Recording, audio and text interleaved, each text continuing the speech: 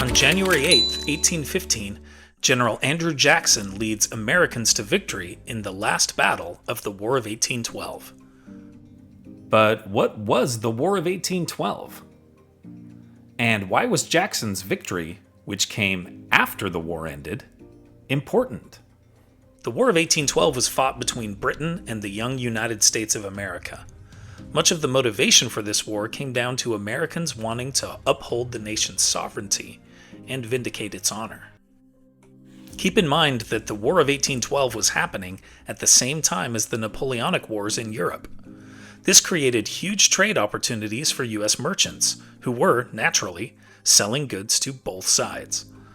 In response, Britain issued a series of decrees known as the Orders in Council to limit American trade with its enemies. Britain then used its powerful Royal Navy to enforce them.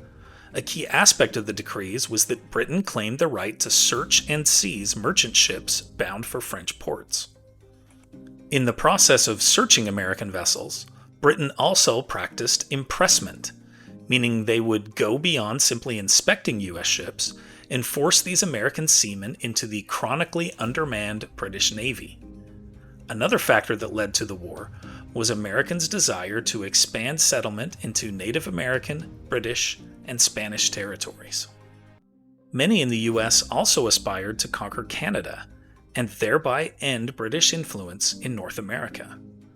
Britain scored a major victory in the conflict in August 1814 when it captured Washington, D.C. in an amphibious assault and proceeded to burn several federal buildings, including the White House and the U.S. Capitol.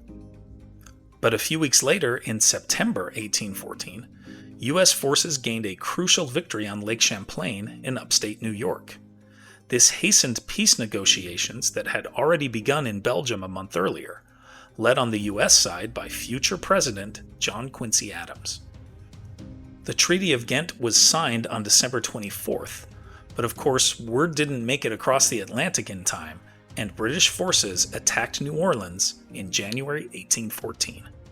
However, French pirate Lafitte had warned the Americans, and they were ready, with Andrew Jackson and 4,500 troops in defensive positions. 7,500 British soldiers attacked. They made 2 assaults. Both failed.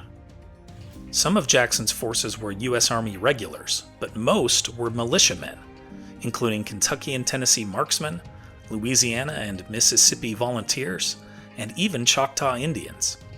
The British suffered over 2,000 casualties, including 285 dead. On the U.S. side, there were just 62 total casualties, with only 13 dead. Of course, the Battle of New Orleans had no bearing on the outcome of the War of 1812, but it was big for national pride. It elevated Andrew Jackson to legendary status, leading him to run for president the following decade. The victory also lived on nearly 150 years later with Johnny Horton's 1959 #1 hit song, The Battle of New Orleans.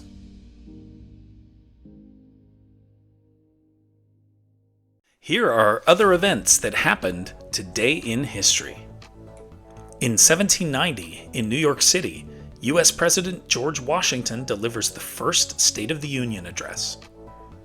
In 1918, U.S. President Woodrow Wilson outlines the 14 points, his plan for lasting peace after World War I. In 1935, singer and actor Elvis Presley, the king of rock and roll, is born in Tupelo, Mississippi. In 1947, musician David Bowie, whose stage name comes from an American frontiersman, is born in London. In 1992, U.S. President George Bush vomits on Japan's prime minister and faints from gastroenteritis. In 2000, the Tennessee Titans win an NFL playoff game on a trick play dubbed the Music City Miracle. In 2011, 6 are killed and 13 are injured, including a U.S. Congresswoman, by a gunman in Tucson, Arizona. And now, it's time for our Today in History quiz. Apple bought out which desktop MP3 player, leading to the development of iTunes? Fubar 2000, SoundJam MP, Winamp, or Songbird? liked learning about the Battle of New Orleans and the War of 1812? Then you'll love this one about how First Lady Dolly Madison saved George Washington's portrait when the British burned the White House.